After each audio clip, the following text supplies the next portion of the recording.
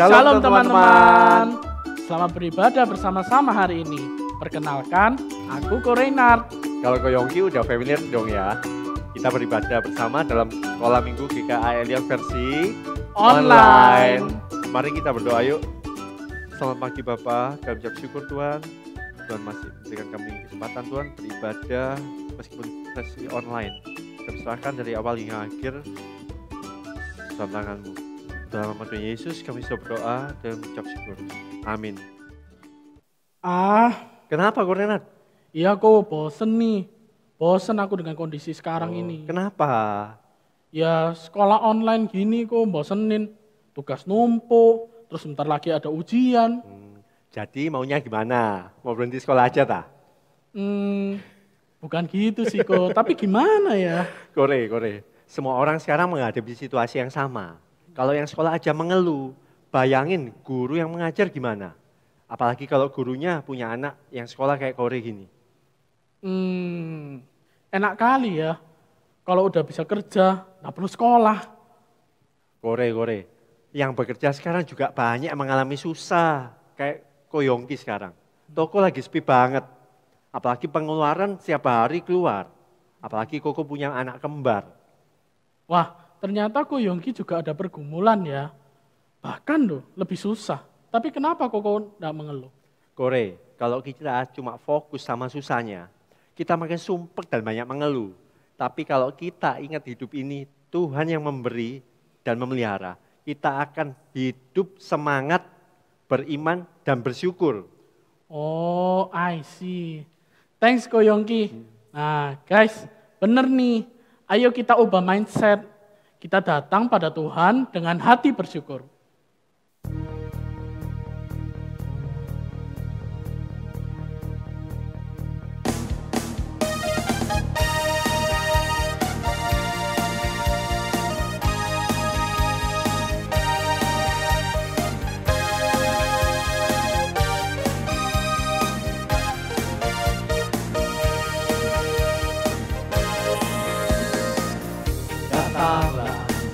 Ke baitnya dengan hati bersungguh ke dalam pelatarannya, dengan hati bersuka rasakan dan lihatlah betapa baiknya Tuhan bagi yang berlindung padanya.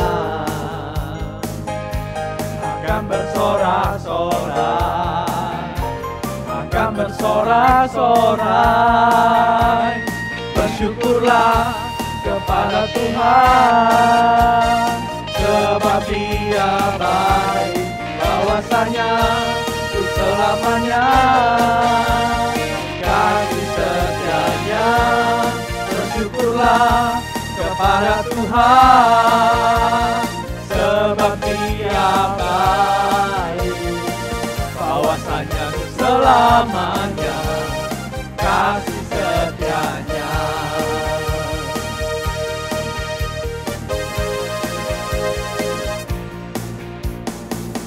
Datanglah ke baitnya dengan hati bersungguh ke dalam pelatarannya, dengan hati bersuka rasakan dan lihatlah betapa baiknya Tuhan bagi yang berlindung padanya. Akan bersorak-sorai, bersyukurlah kepada Tuhan, sebab Dia baik, bahwasanya untuk selamanya, kasih setianya. Bersyukurlah kepada Tuhan, sebab Dia baik, bahwasanya untuk selamanya, kasih setianya. Bersyukurlah kepada Tuhan, sebab Dia baik, bahwasanya untuk selamanya, kasih setianya.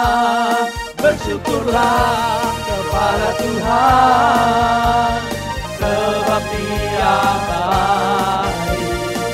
Bahwasanya untuk selamanya, kasih setianya. Bahwasanya untuk selamanya, bahwasanya untuk selamanya, bahwasanya untuk selamanya, kasih setianya. Bersyukurlah.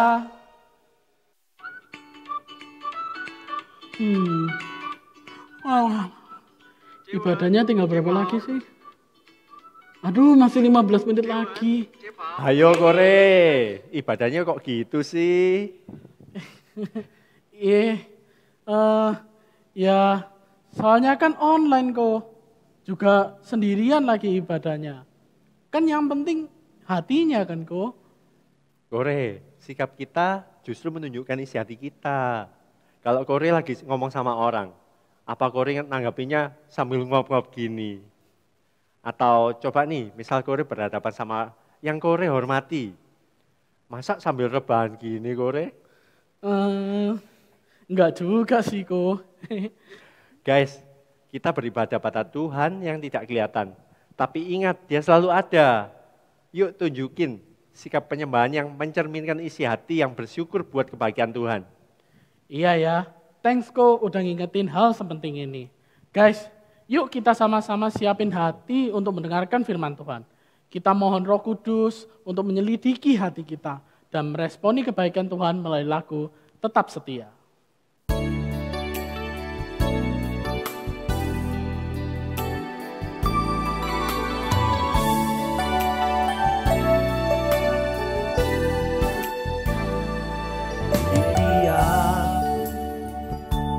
Lihat hatiku, apakah ku sungguh mengasihimu, Yesus, Kau yang Maha Tahu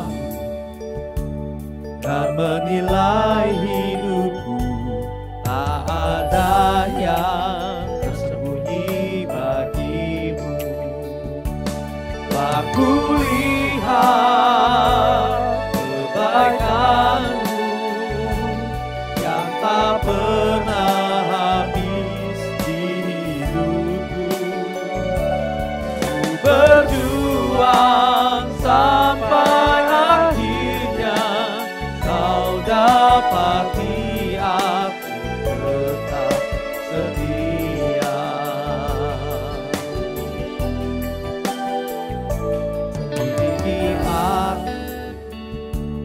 Lihat hatiku, apakah ku sungguh mengasihimu, Yesus, Kau yang Maha Tahu dan menilai hidupku.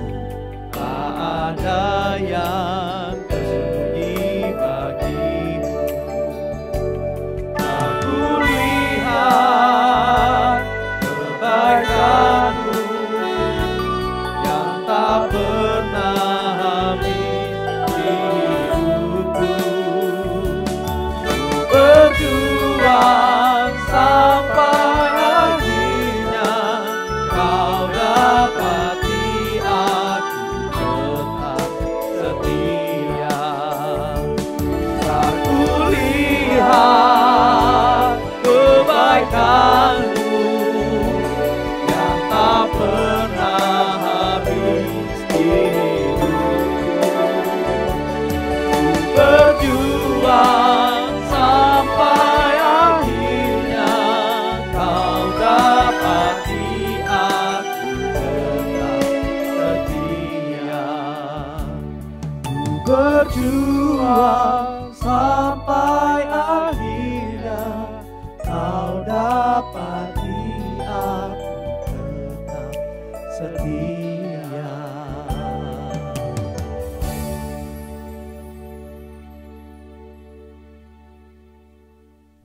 Halo teman-teman semua, perkenalkan nama Lause Yodi dan pada saat ini Lause yang akan membawa kebenaran firman Tuhan. Dan firman Tuhan yang akan kita belajar bersama-sama di pagi hari ini adalah Allah menguduskan anak-anaknya. Namun sebelum kita belajar kebenaran firman Tuhan lebih jauh, kita akan berdoa. Tuhan, kiranya Tuhan yang memimpin kami, Tuhan yang memampukan kami sehingga kami boleh belajar dengan serius kebenaran firman Tuhan. Tuhan persiapkan kami supaya kami boleh mendapat berkat melalui firman yang disampaikan. Dan urapi hamba-Mu yang penuh dengan keterbatasan, kiranya Tuhan yang memakainya. Di dalam nama Tuhan Yesus kami berdoa. Amin. Adik-adik, lalu saya mau tanya nih, apakah ada tuh yang pernah merasa benar-benar capek, benar-benar lelah karena berjuang untuk melakukan sesuatu, mengerjakan sesuatu tetapi nggak selesai-selesai. Belajar untuk mengetahui sesuatu tapi nggak bisa-bisa. Akhirnya frustasi begitu. Dan pengen menyerah. Pernah nggak ada yang merasa demikian? Pernah ya? Sama, Lause juga pernah merasa seperti itu. Namun, pernah nggak dengar nama dua orang ini? Yang pertama bernama Thomas Alva Edison dan yang kedua John Logie Baird. Pernah ya? Atau mungkin yang lain belum pernah? Nah, sekarang kita akan belajar tentang mereka. Sekilas tentang mereka adik-adik, mereka adalah orang-orang biasa. Mereka sebelumnya orang-orang yang sangat tidak terkenal.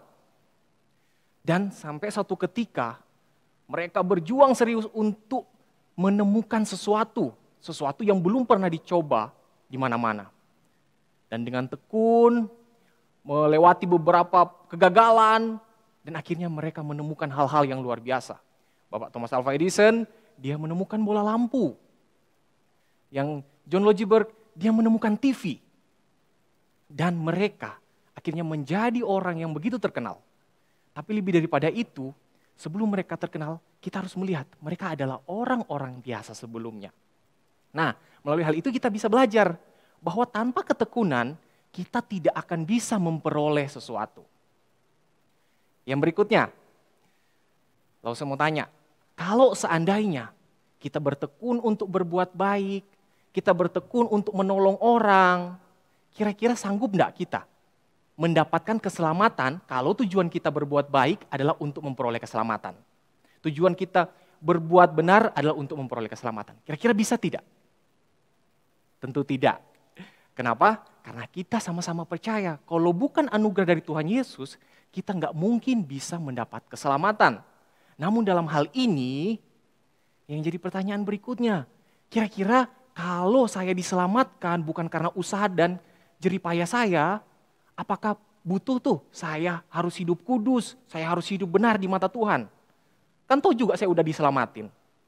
Terus yang berikut, kira-kira kalau itu wajib, saya mampu nggak menjalani hidup kudus seperti apa yang Tuhan inginin?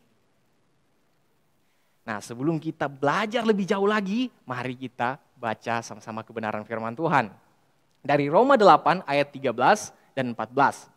Sebab jika kamu hidup menurut daging, kamu akan mati. Tetapi jika oleh roh kamu mematikan perbuatan-perbuatan tubuhmu, kamu akan hidup. Semua orang yang dipimpin roh Allah adalah anak-anak Allah. Nah, kita belajar sebelum-sebelumnya tentang pembenaran. Di mana Allah membenarkan orang berdosa. Melalui karya Kristus kita boleh diselamatkan, kita boleh diampuni. Orang berdosa dianggap tidak bersalah karena karya Tuhan Yesus.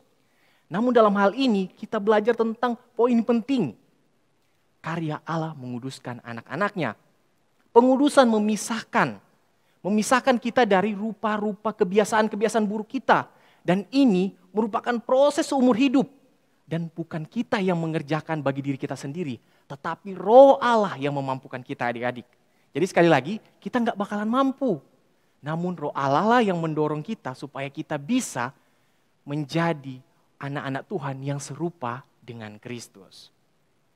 Bahkan Bapak Paulus mengatakan, kematian dan kebangkitan Tuhan Yesus bukan cuma membawa orang-orang kepada keselamatan, bukan cuma membawa orang-orang kepada hubungan yang baik lagi dengan Allah penciptanya, tetapi mengubah orang-orang statusnya yang dahulu adalah budak dosa, sekarang menjadi hamba-hamba kebenaran. Kalau dulu kita dikuasai oleh dosa, sekarang kita dikuasai oleh kebenaran oleh karena Roh Kuduslah yang memimpin kita. Nah, ketika kita dipersatukan dengan Kristus adik-adik melalui iman. Ingat sekali lagi, melalui iman.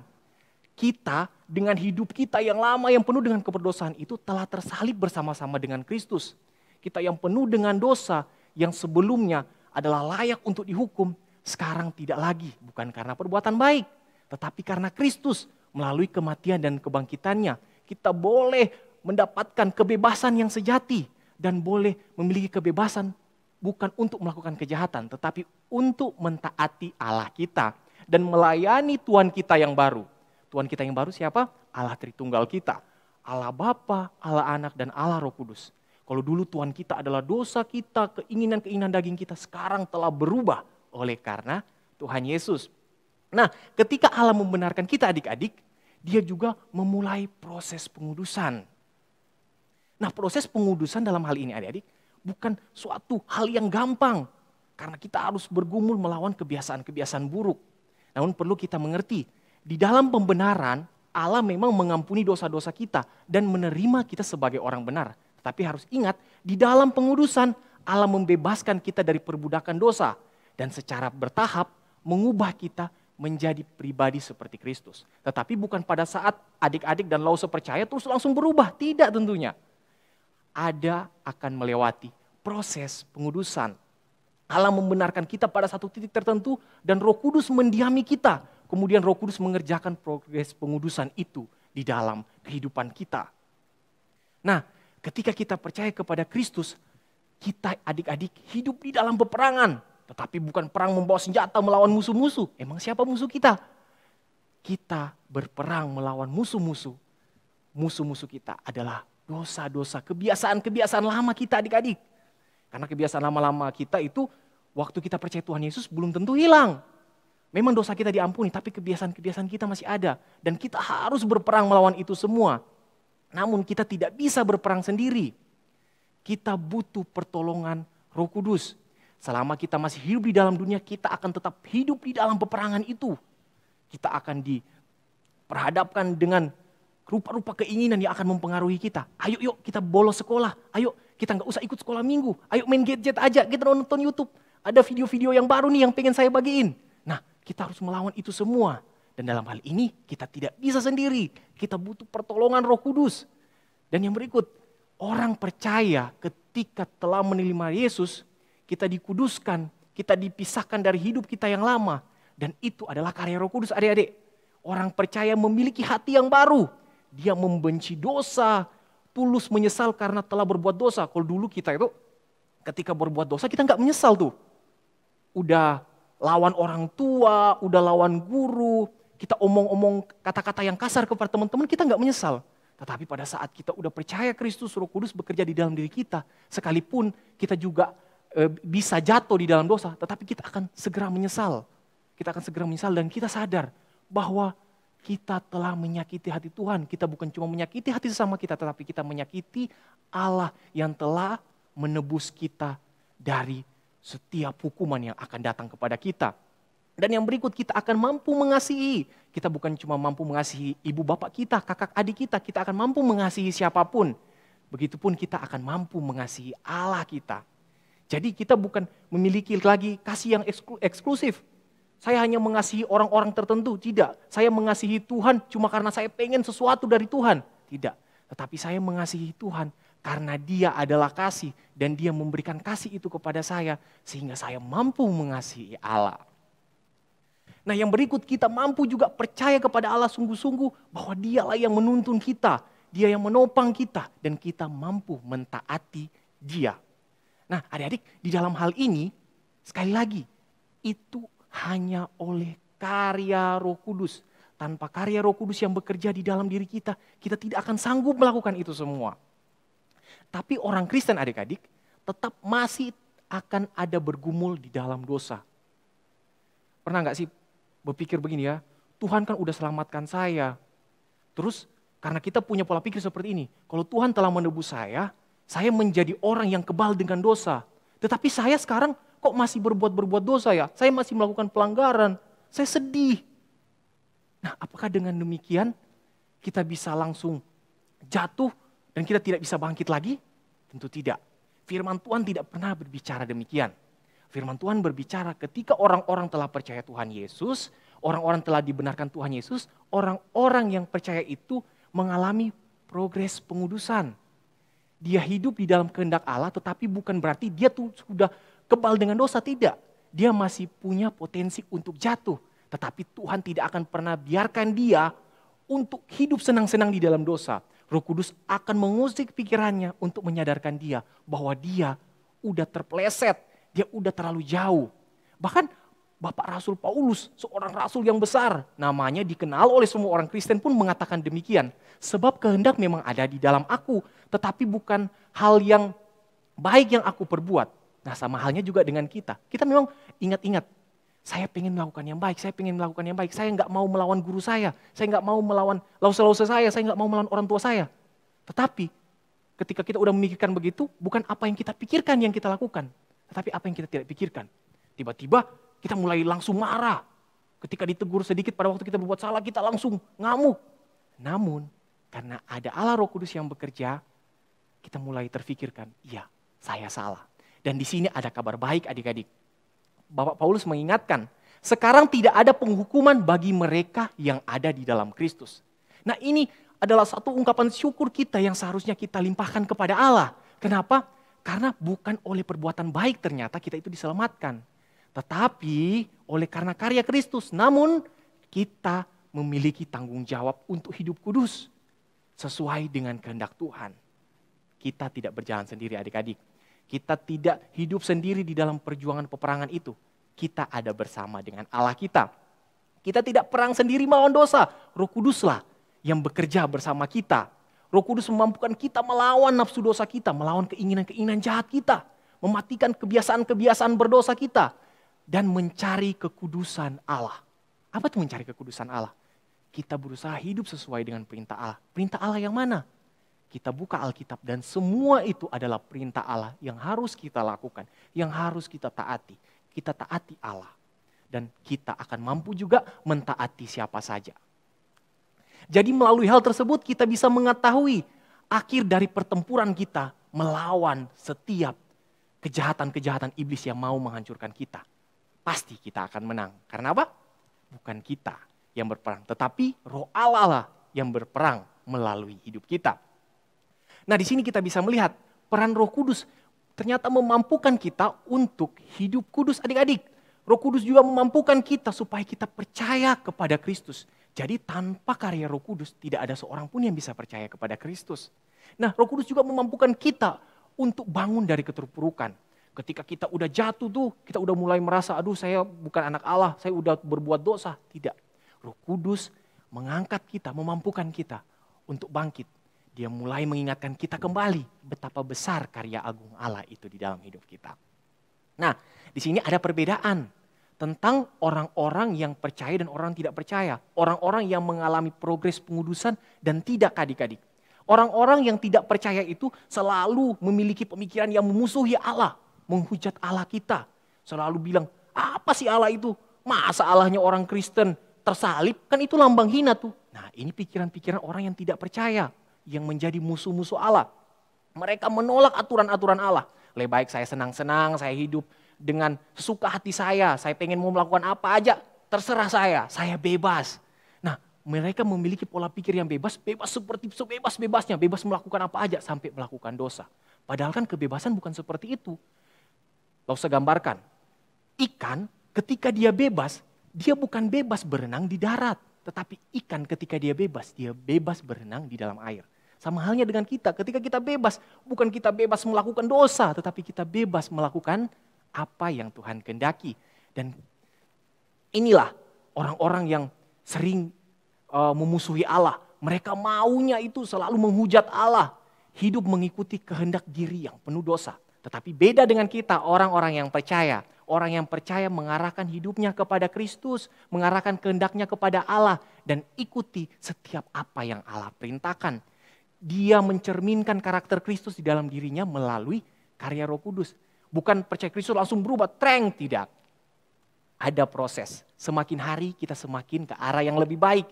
Kita mendapatkan penghiburan dari Allah Roh Kudus ketika kita berbuat suatu kesalahan. Bukan berarti penghiburan itu begini, kalau Lause jatuh dalam dosa, Lause misalnya bohong, terus Roh Kudus bilang, udah, kamu bohong aja terus.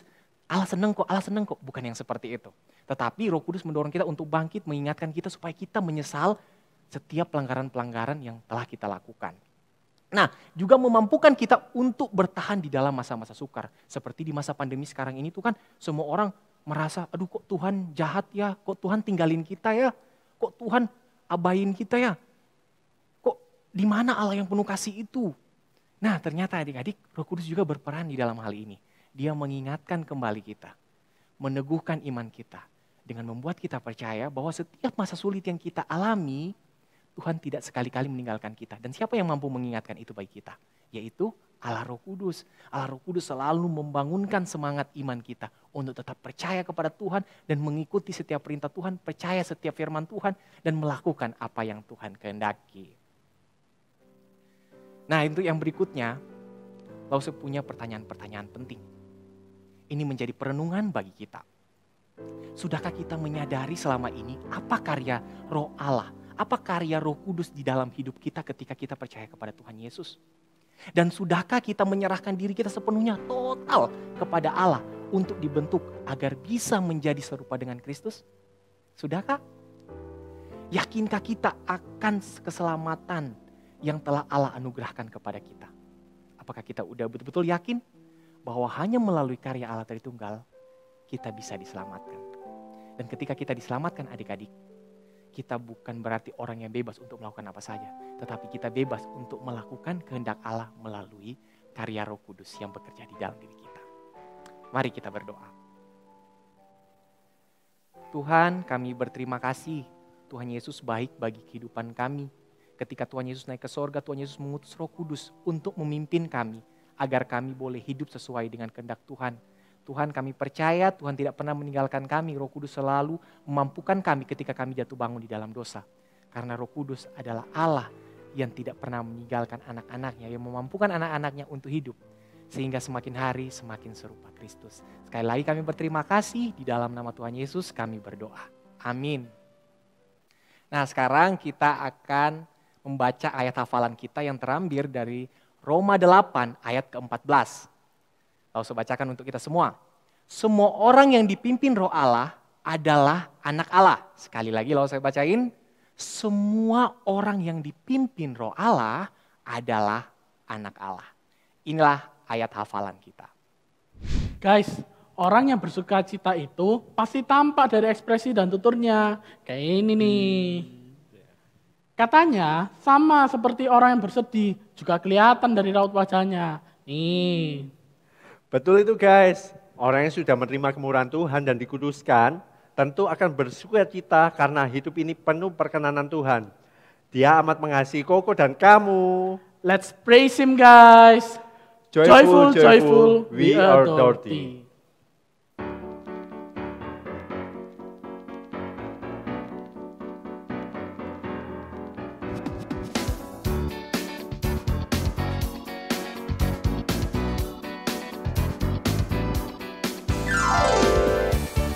Joyful, we adore Thee, God of glory, Lord of love.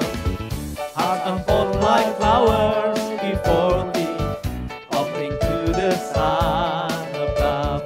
Melt the clouds of sin and sadness, drive the dark of doubt away. Giver of immortal gladness, fill us with the light.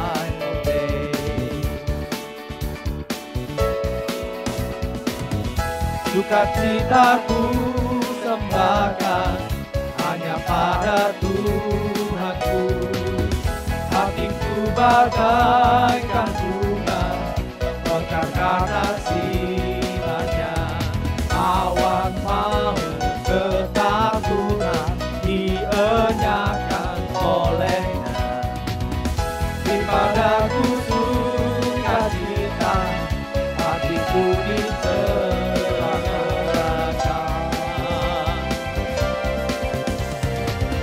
sumber berkah pohon ramah, anugerahnya kekalan, sukacita kehidupan,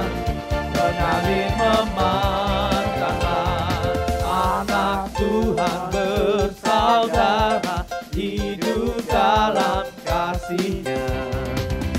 Kita saling mengasihi dalam suka yang bahkan.